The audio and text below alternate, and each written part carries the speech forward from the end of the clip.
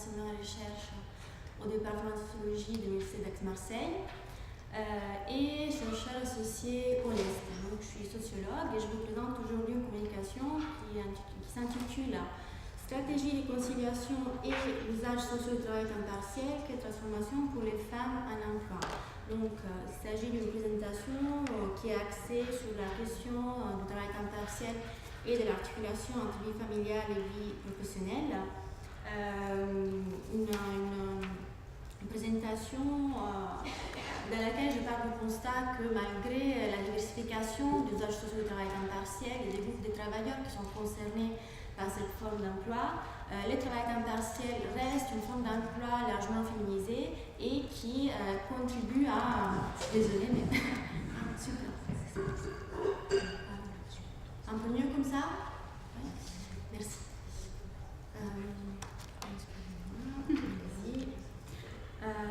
Donc, une forme d'emploi largement féminisée et qui contribue à accentuer la segmentation sexuelle des parcours d'activité, notamment dans ce qui concerne l'usage de cette forme d'emploi en tant qu'outil de la conciliation travail-famille. Donc, si on situe ces constats aussi dans des contextes sociaux qui sont caractérisés par des changements importants, ce qui concerne les débats sur la sécurisation des parcours d'emploi des femmes, les arbitrages entre travail et vie privée, la question que je souhaite explorer dans le cadre de cette présentation concerne donc la relation entre emploi des femmes et travail à temps partiel. Donc, quelles sont les transformations possibles, surtout en ce qui concerne l'articulation entre travail et famille.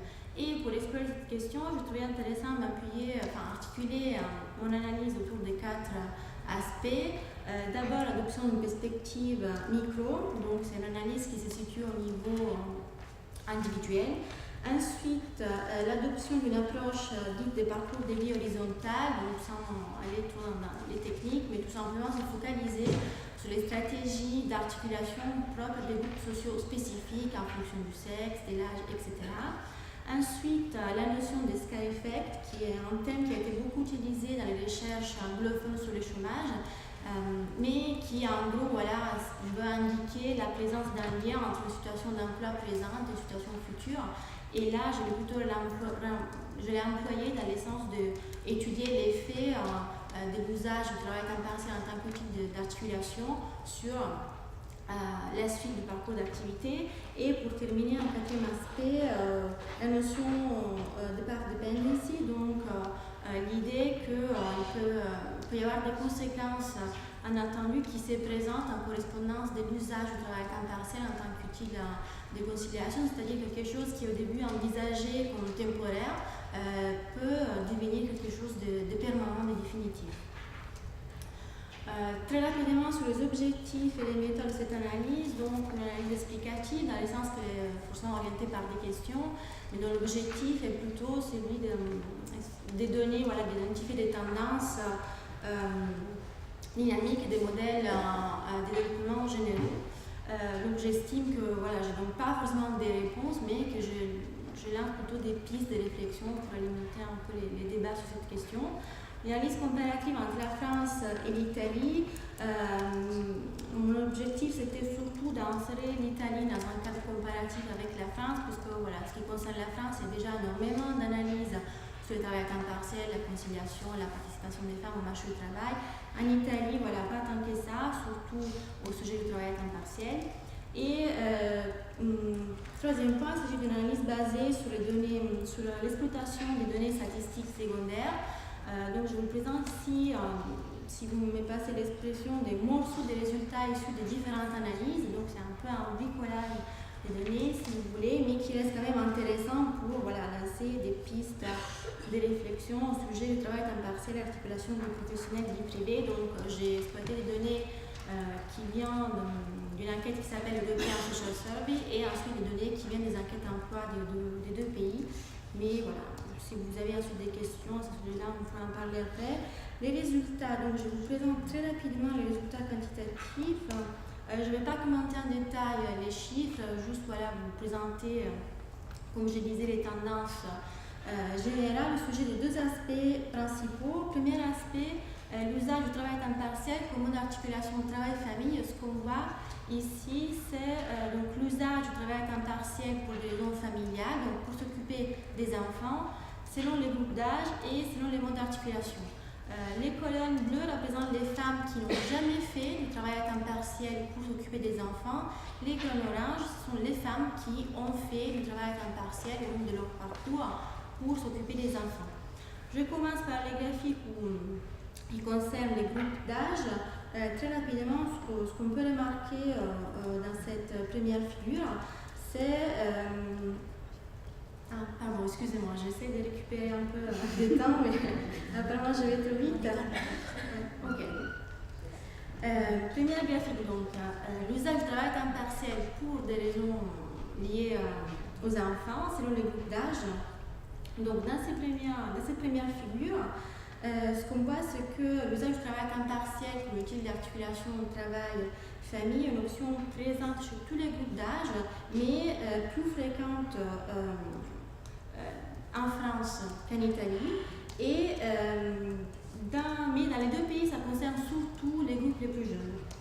Donc, ça donne un peu l'idée du fait qu'il s'agit d'un usage qui est lié à des moments spécifiques de la vie et que, voilà, en fonction de l'évolution des phases de la vie, cet usage est plus ou moins présent. Par contre, ce qui est intéressant, c'est justement le fait que cet usage soit plus présent en France qu'en Italie, vraiment en raison du fait que la participation des femmes au marché du travail en Italie, c'est un phénomène plus récent, c'est pas forcément un acquis tel qu'on peut le considérer en France, et donc le problème de la conciliation est aussi quelque chose qui se présente au moins dans les termes de ce qu'on appelle modèle en parallèle, c'est-à-dire on continue à travailler tout en s'occupant des enfants. C'est quelque chose de plus récent par rapport au modèle français. En ce qui concerne la deuxième figure, où on voit donc l'usage du travail à temps partiel pour s'occuper des enfants selon les modes d'articulation. Qu'est-ce que ça veut dire selon les modes d'articulation? On fait la différence entre les femmes qui, le long de leur parcours, ont interrompu leur activité, donc se sont retirées de manière temporaire ou définitive du marché du travail pour s'occuper des enfants, et les femmes qui, au contraire, ont continué à travailler même en présence des enfants. Et ce qu'on remarque ici, c'est que l'usage du travail à temps partiel comme outil de conciliation est plus fréquent chez les femmes qui sont sorties du marché du travail pour s'occuper des enfants. Cette tendance est plus forte en France par rapport à l'Italie, alors qu'il n'y a pas forcément beaucoup de différences chez les femmes qui n'ont pas quitté le marché du travail pour s'occuper des enfants. Et probablement cette différence est liée au fait que en Italie, le retour à l'emploi est beaucoup plus difficile. Une fois qu'on quitte les marchés du travail, en Italie, on sait en moyenne qu'il y a sur 10 femmes, il n'y en a que 4 qui intègrent les marchés du travail suite à une introduction due aux enfants. Cette troisième diapo avec on a encore des graphiques qui nous permet de situer l'usage du travail à temps partiel pour des raisons de conciliation parmi d'autres types d'usages en France et en Italie. Ce qu'on voit ici, il y a disons, ce qu'on peut appeler un effet période qui est confirmé, c'est-à-dire en correspondance à différentes périodes de la vie, l'usage pour des raisons familiales est plus ou moins présent, et encore une fois, il est plus présent chez les groupes d'âge les plus jeunes. Ce qui est intéressant de remarquer, c'est que quand on situe cet usage par rapport à d'autres usages, on voit que l'usage pour des raisons familiales est plus présent en Italie qu'en France. Et c'est là qu'on lié au fait que la charge familiale pour les femmes italiennes ne se limite pas à la présence des enfants, mais une fois que les enfants ont grandi, on s'occupe des petits enfants, on s'occupe des parents âgés. C'est une charge qui est vraiment très lourde tout au long du parcours des vies. Autre élément qui est intéressant de remarquer en Italie par rapport à la France, c'est l'augmentation du travail à temps partiel lié aux contraintes du marché, ce qu'on appelle couramment travail à temps partiel subi.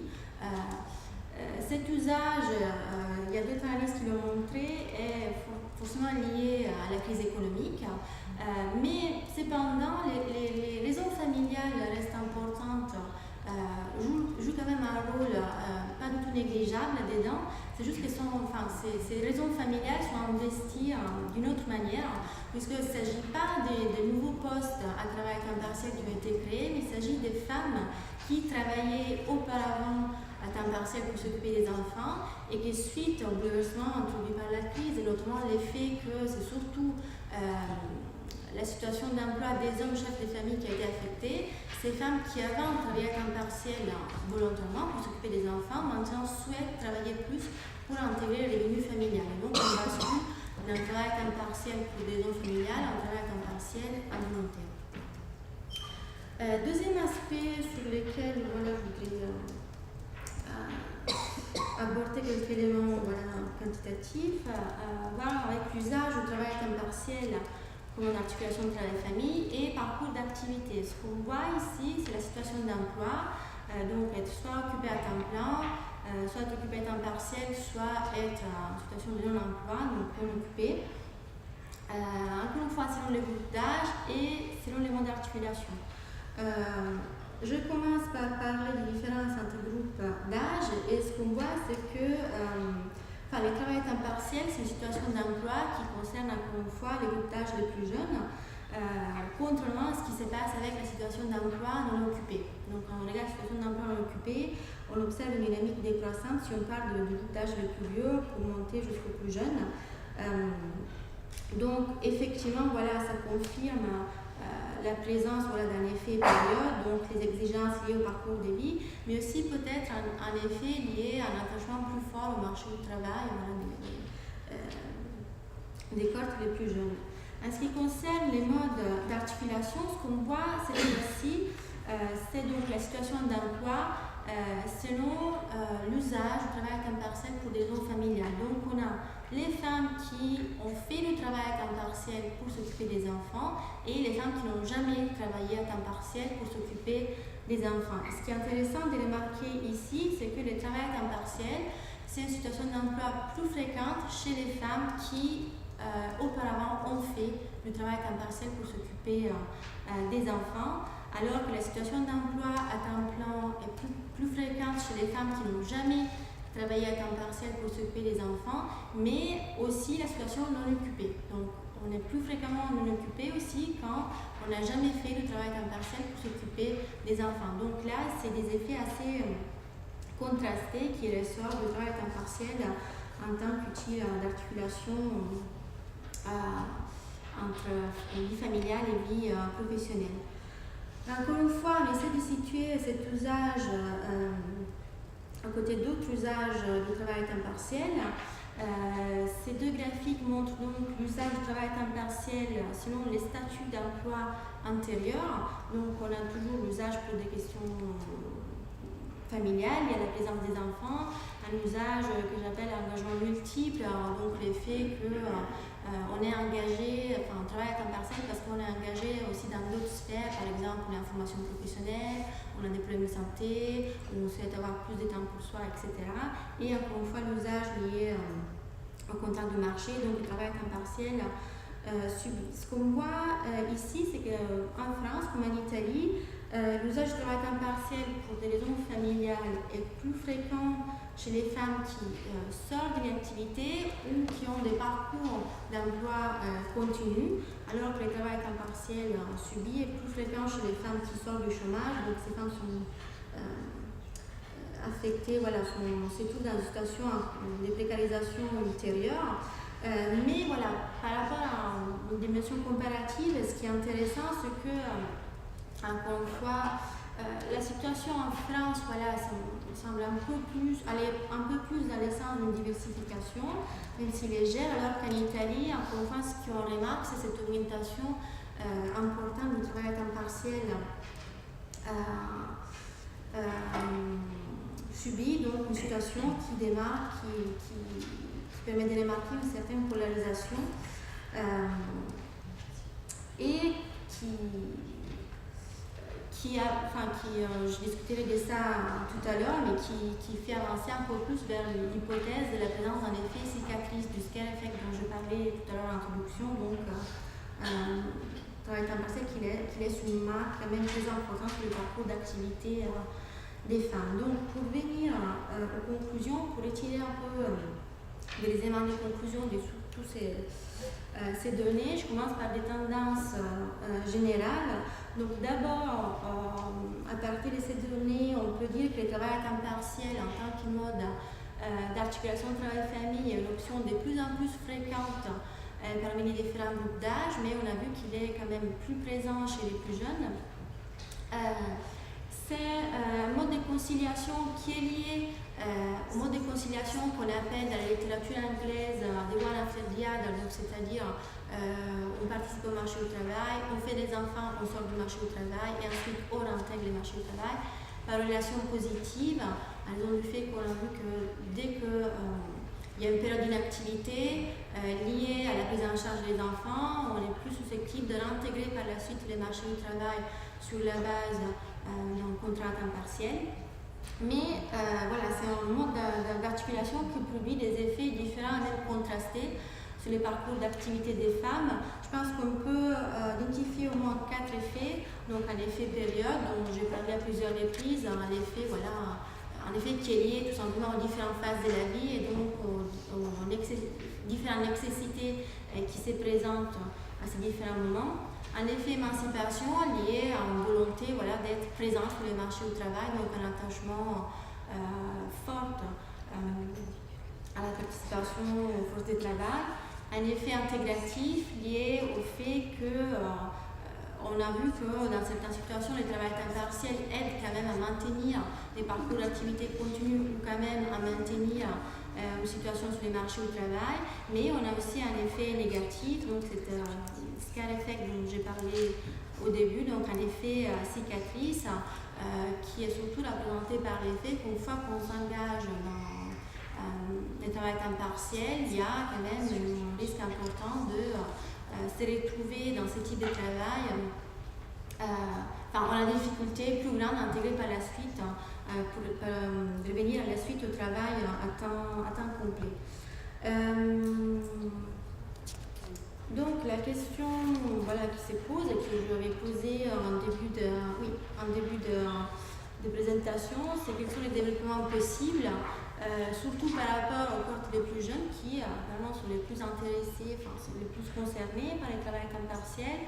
Donc est-ce que les scale effects, cet effet cicatrice, risquent de se traduire en une forme de perte de pénis, c'est-à-dire quelque chose, comme je disais dans l'introduction, quelque chose qui est envisagé en tant que temporaire.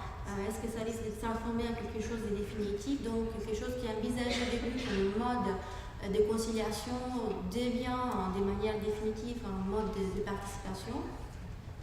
Bien sûr, dans tout cela, comme je disais, il s'agit là d'une analyse qui se situe au niveau individuel, mais bien sûr, il faut aussi intégrer les rôles qui est joué par les contextes institutionnels et donc par les enjeux qui viennent se créer entre préférences et contraintes individuelles et sociales et sociétales au sens